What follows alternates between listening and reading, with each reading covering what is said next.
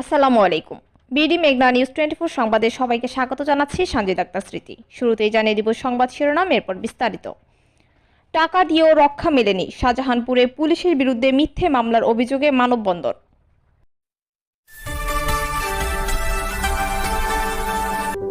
BD মেঘনা news 24।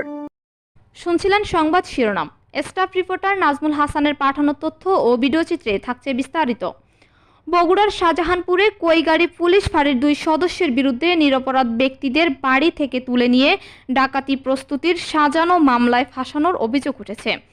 এই ঘটনার প্রতিবাদে এবং অভিযুক্ত পুলিশ সদস্যদের শাস্তির দাবিতে ফুঁসে উঠেছে এলাকাবাসী।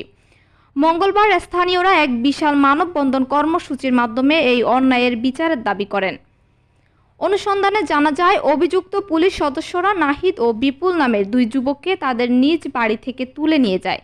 পরিবারের অভিযোগ, কোনো কারণ ছাড়াই তাদের ধরে নিয়ে গিয়ে সাজানো ডাকাতি প্রস্তুতির মামলায় গ্রেফতার দেখানো হয়েছে। ভুক্তভোগী বিপুলের বাবার দাবি, তার ছেলেকে ছেড়ে দেওয়ার কথা বলে পুলিশ 20,000 টাকা দাবি করেন। দর কষাকষির পর তিনি 7,000 টাকা তুলে দেন সংশ্লিষ্ট পুলিশ সদস্যদের হাতে। কিন্তু টাকা নেওয়ার পরও 2 যুবককে মুক্তি না দিয়ে আদালতে প্রেরণ করা হয়। স্থানীয়দের দাবি এবং অনুসন্ধানী প্রতিবেদনে উঠে এসেছে, অভিযুক্ত পুলিশ সদস্যরা সাক্ষীদের ভয়ভীতি দেখিয়ে জোরপূর্বক ফাঁকা কাগজে স্বাক্ষর নিয়েছেন।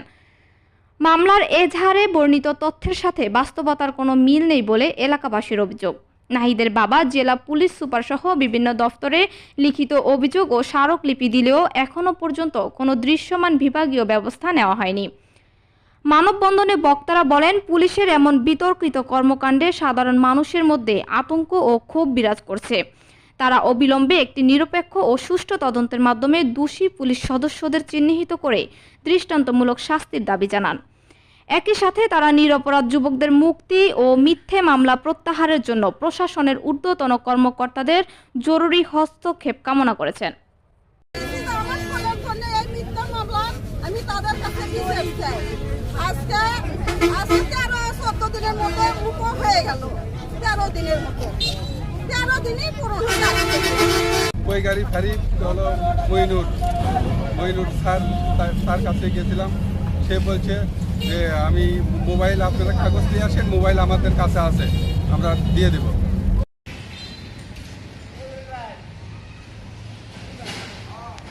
অন্যায় জুলুমকারী পুলিশদের শাস্তি চাই, শাস্তি চাই, শাস্তি চাই। অন্যায় অত্যাচার জুলুমকারী পুলিশদের শাস্তি চাই, শাস্তি চাই, শাস্তি চাই। আমাদের কেন নির্দোষ ছেলেকে এইরকম ডাকাতি মামলা দেওয়া হলো? কেন এই অস্ত্র মামলা দেওয়া হলো? আমার ছেলেটার জীবন নষ্ট করে দিচ্ছে। আমরা অত্যন্ত কমরের কাছে, আমরা তার কাছে আমরা বিচার চাই। কেন এই অন্যায় করা হলো? একটা সুস্থ ছেলেকে আমরা বিচার চাই। আমাদের আমাদের কোনো ভাষা নাই, আমরা কি বলবো? চাই, বিচার চাই, বিচার চাই। মিথ্যা মামলার প্রত্যাহার চাই, বিচার চাই, বিচার চাই। মইনুল আর মানিক নিয়েছে, তা আমরা পরে পুলিশের কাছে যাওয়ার পরে বললো আপনি সকালে থানায় আসেন। আমরা থানায় যেতে পারিনি মানে পরের দিন বেলা গেছি, রাত্রি আর যাইনি। পরে আমরা থানা দিয়েছি, থানা যাওয়ার পরে ওই বসি থানা দিয়ে আসেনি। সেই ছেলে নাহি মনে করেন পুলিশ আমার বাড়ি ছেলেকে আমার ধরে নিয়ে ওখানে আসলে পিছনে খেতা যাবতীয় জিনিস আসলে তছনছ করছে। পরে আমার ছেলেকে ধরে নিয়ে আসা মিথ্যা মামলা, মনে করেন যে চাকু ছুরি দিয়ে আমার ছেলে ডাকাতি মামলায় কেস দিয়েছে। আর আমি তানভীর বলে বলে রাখতেছি, অন্যায়ের বিরুদ্ধে সবসময় সোচ্চার থাকবো ইনশাল্লাহ। এটা আমার নাইক ভাই হোক, হাদি ভাই হোক, যে ভাই হোক, তার বিরুদ্ধে প্রতিবাদ করবো ইনশাল্লাহ। যান যায় যাবে জুলাই অভ্যুত্থানে যদি সামনে শরীর কেউ থাকে এই চিকন শরীর নিয়ে রাশাদ মাহমুদ পরে গেছি এবং বুলেট কাছি, তারপর আসি নাই। এগুলো কি শুরু করছে? আমার কথা একটাই কথা, প্রমাণিক টাকা দিবা হচ্ছে না, প্রমাণিক।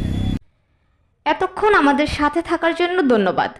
নতুন নতুন সকল ধরনের সংবাদ সবার আগে পেতে আমাদের BDMN 24 পেজটি ফলো দিয়ে লাইক, কমেন্ট, শেয়ার করুন এবং বিডি মেঘনা নিউজ 24 ইউটিউব চ্যানেলটি সাবস্ক্রাইব করুন এবং ওয়েবসাইট ভিজিট করুন www.bdmeghnanews24.com। বিদায় নিচ্ছি, আল্লাহ হাফেজ।